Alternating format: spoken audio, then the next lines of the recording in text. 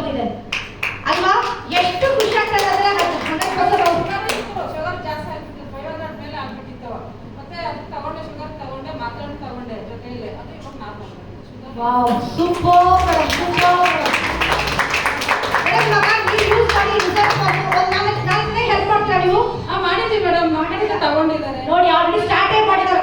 ಇರೋದನ್ನು ತಗೊಂಡಿದ್ದಾರೆ, ನಮ್ಮ ಜನ ತಗೊಂಡಿದ್ದಾರೆ madam. Super super super super madam. ಇದೇ ತರ ಪುಸ್ತಕಕ್ಕೆ ಹೆಲ್ಪ್ ಮಾಡೋಣ, ಓಕೆನಾ? Thank you so much madam. Madam, yes, thank you. ನಮಸ್ತೆ. ನಮಸ್ತೆ. ನನ್ನ ಹೆಸರು ಭಾಗ್ಯ ಅಂತ. ಇವರು ಪ್ರಾಡಕ್ಟ್ ತಗೊಂಡ್ಮೇಲೆ, ಇವ್ರು ಯೂಸ್ ಮಾಡಿದ್ಮೇಲೆ ಎಲ್ಲರನ್ನು ರಿಸಲ್ಟ್ ನೋಡಿ ತಗೊಂಡಿದ್ದು ನೆಕ್ಸ್ಟ್.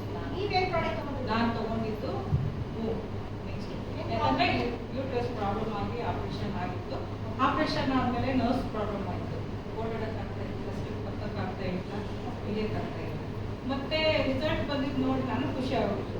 ನನಗೆ ವಾಸಿ ಆಗ್ಬೋದು ಇದು ಪ್ರಾಡಕ್ಟಲ್ಲಿ ಅಂತ ನಾನು ಯೂಸ್ ಮಾಡಿದ್ಮೇಲೆ ತುಂಬ ಕ್ಲಿಯರ್ ಆಗಿದೆ, ತುಂಬ ವಾಸಿ ಆಯಿತು.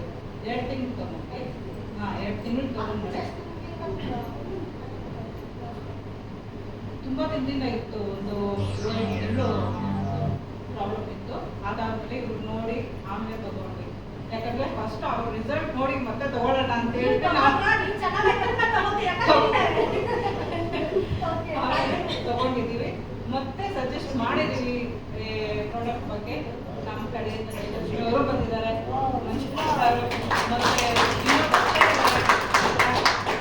ಮತ್ತೆ ಹೆಲ್ಪ್ ಮಾಡಕ್ಕೆ ಸ್ಟಾರ್ಟ್ ಆಗಿದ್ದಾರೆ. ನಾನು ಹೆಲ್ಪ್ ಮಾಡ್ತಾ ಇದ್ದೀನಿ ಅಂತ ಹೇಳಿ. Thank you so much.